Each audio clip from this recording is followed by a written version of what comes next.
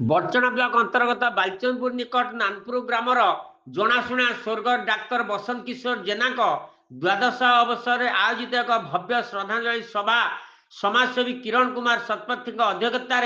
आज पूर्वाह्न 11 घटिका समय निज जन्मबाटी नानपुर ठारे अनुष्ठित होता। मुख्य अतिथि भाव पूर्वतन मंत्री अमर प्रसाद शतपथी जोगदे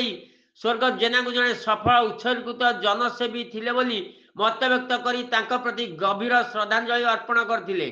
एही श्रद्धांजलि सभारे मांगार पूर्वतन ब्लॉक अध्यक्ष किशोर चंद्र सिंह, समाजसेवी संग्राम दिवाकर विश्वास, होली जेसस इंग्राजी मीडियम स्कूल निर्देशिका कामिनी नायक, इंजीनियर सुशांत कुमार बल, डॉक्टर दिवाशीष भूइया,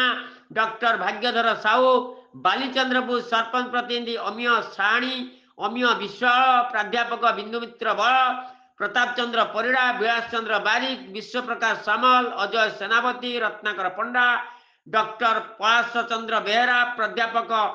सुधांशु शेखर षडंगी, उपेंद्र नाथ स्वाई, अनिल कुमार जेना, गणेश्वर स्वाई, निर्मल राउतराय, एडवोकेट श्रीवंत कुमार जेना,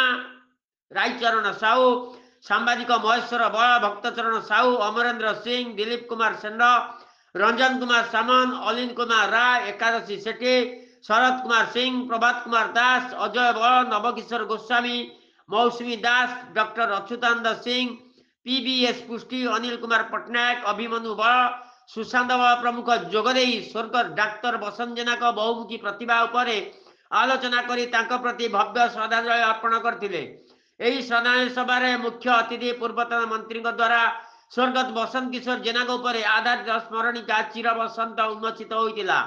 यही श्रद्धांजलि सभारे परिचालन हेमंत कुमार जेना, सुब्रत कुमार जेना,